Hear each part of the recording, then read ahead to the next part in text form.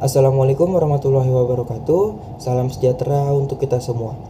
Pertama-tama mari kita panjatkan puja dan puji syukur terhadap Tuhan Yang Maha Esa atas berkah dan nikmatnya kita bisa hidup sampai sekarang ini. Selanjutnya salam hormat kami kepada Bapak Ahmad Saifuddin selaku dosen dan pengampu mata kuliah pengantar manajemen pemasaran, dan juga kepada rekan-rekan yang akan mendengarkan presentasi ini beberapa waktu ke depan. Selanjutnya, izinkan saya untuk membuka presentasi ini dan kami akan mempresentasikan tentang sistem informasi pemasaran dan riset pemasaran. Agar tidak berlarut, kita bisa untuk kenalan terlebih dahulu. Di sini ada Dea Twiska Azahra, kemudian ada rekan saya Muhammad Faris Altaf, kemudian ada saya pribadi Muhammad Rizky, dan juga yang terakhir ada Safira Zahra. Kita akan masuk untuk materi pertama. Agar kita mengetahui tentang sistem informasi pemasaran, kita juga harus mengetahui definisi dan pengertian dari sistem informasi pemasaran.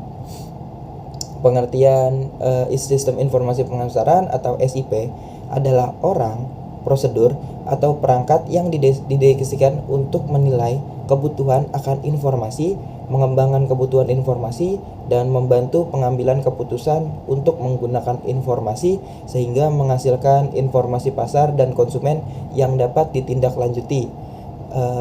Ini dikutip dari Kotler dan Armstrong.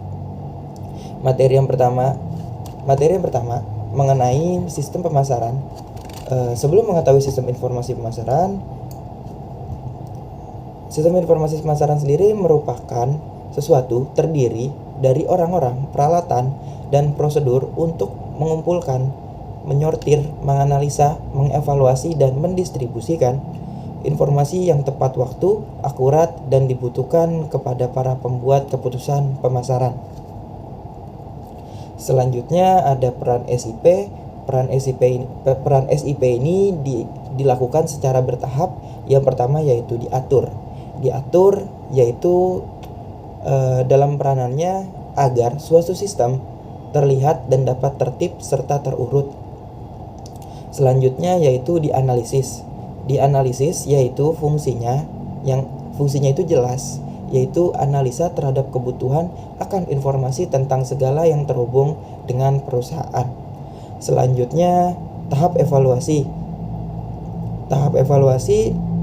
dilakukan setelah tahap analisa untuk segala kebutuhan yang dievaluasi dari analisa tersebut terhadap SIP, mengalokasikan segala kebutuhan yang terpenting sampai yang tidak terlalu berpengaruh terhadap perusahaan. Yang terakhir didistribusikan berdasarkan kebutuhan, waktu, dan informasi yang akurat. Distribusi adalah salah satu bagian dari pemasaran. Distribusi juga dapat diartikan kegiatan pemasaran yang berusaha memperlancar dan mempermudah penyampaian barang dan jasa sehingga penggunaannya sesuai dengan yang diperlukan.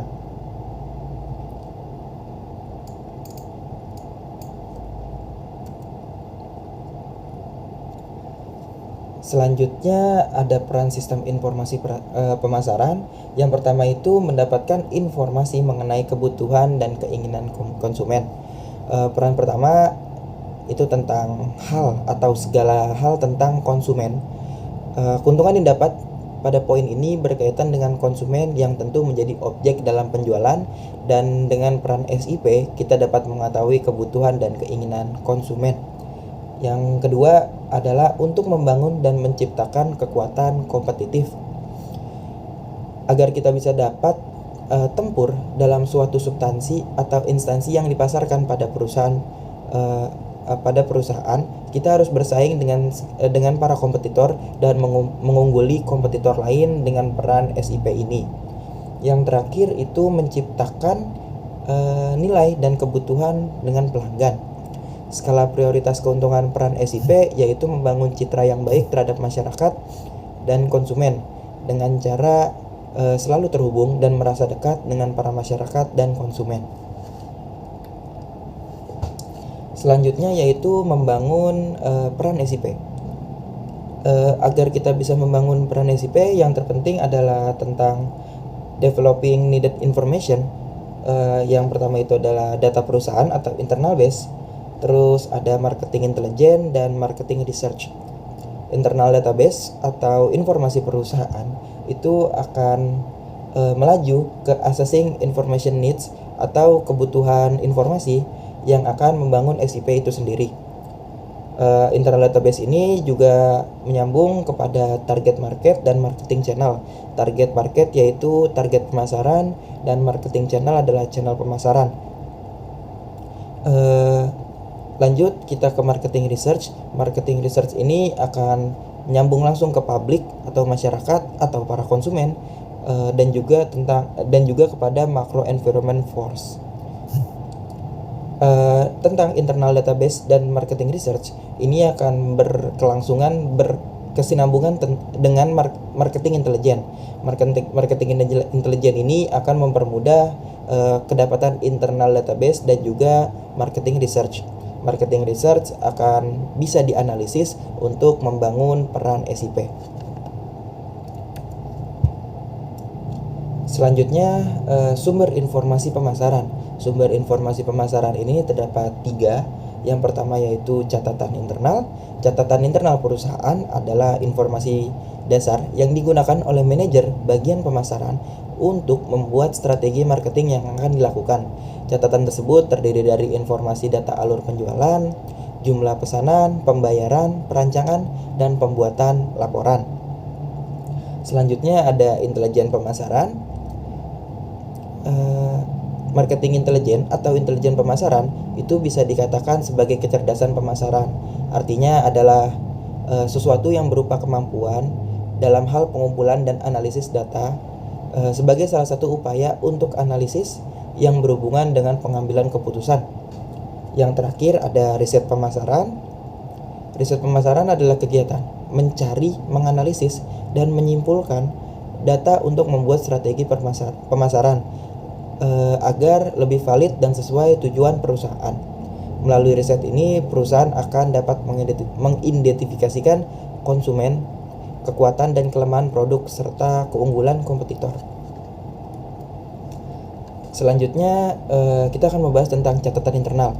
Catatan internal sendiri kita bisa melihat dengan database basis data atau data langsung perusahaan, juga bisa dari data gudang atau data warehouse. Kita juga bisa menggunakan secara dengan penggalian data